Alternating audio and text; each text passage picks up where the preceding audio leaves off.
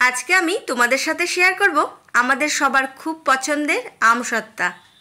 Hello friends, নতুন আরেকটি recipe নিয়ে তোমাদের সামনে চলে এলাম। তো কেমন আছো আমার বন্ধুরা? ভালো আছো তো? পারফেক্ট আমসত্ত্বা বানাতে হলে ভিডিওটি পুরো অবশ্যই দেখো।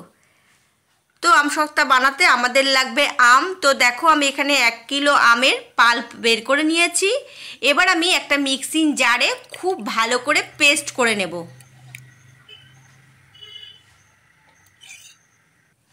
তো ভালো করে পেস্ট করে নিয়েছি।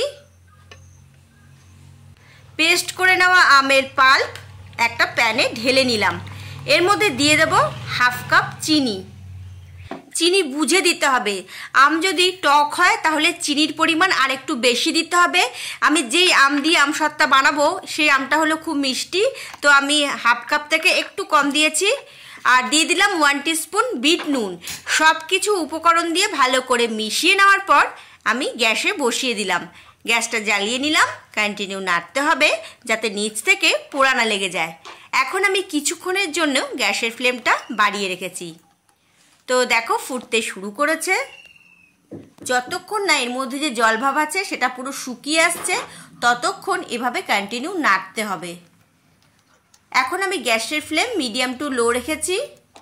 তো দেখো এর মধ্যে জল ভাব অনেকটা শুকিয়ে গেছে।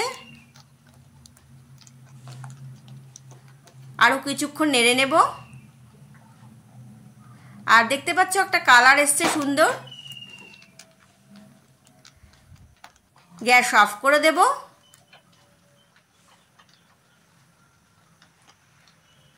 এবার আমি একটা স্টিলের পাত্রে একটা স্টিলের থালা নিয়েছি, ওর মধ্যে সামান্য ঘি মাখিয়ে আমের পাল্প ঢেলে দেব। আমি সামান্য ঘি দেব, তোমরা যদি চাও সাদা তেল দিতে পারো।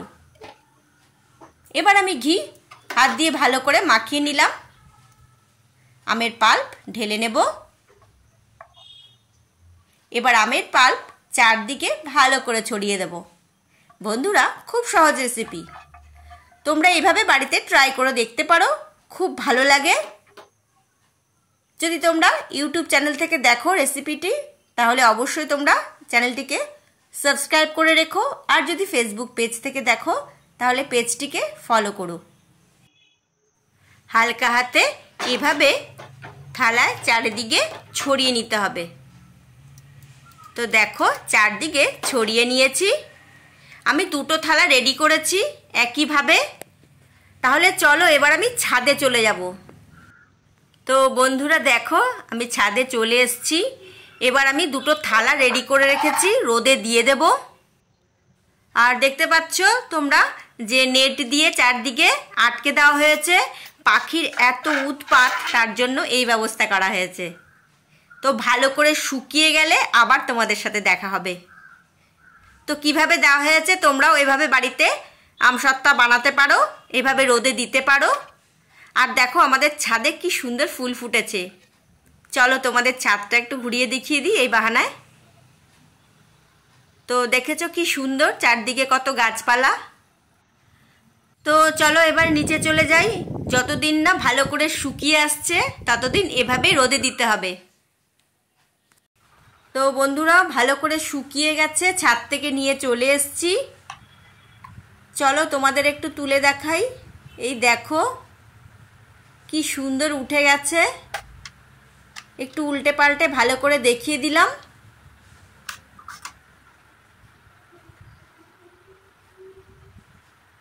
এটা দেখতে যেমন হয়েছে খেতেও কিন্তু ততটাই অসাধারণ হয়েছে। আমি 2টো বানিয়েছি, 2টোই তোমাদের দেখিয়ে দিই। এই হলো আরেকটা। এবার আমি কেটে নেব। কেটে ফোল্ড করে একটা এয়ারটাইট কন্টেনারে ভরে রেখে দেব। তোমরা এভাবে বানিয়ে অনেক দিন রাখতে পারো, কোনো অসুবিধে নেই, কিচ্ছু হবে না। তবে আমি বলবো যদি তোমাদের ঘরে ফ্রিজ থাকে ফ্রিজে রেখে দেবে, খুব ভালো থাকবে। দেরি না করে আজকে ট্রাই করো। তো বন্ধুরা আমসত্ত্বা রেডি হয়ে গেছে। তোমরাও বানাও এভাবে আর আমাকে জানাবে তোমাদের কেমন লাগলো। ঠিক আছে, চলো খেয়ে দেখি। এই দেখো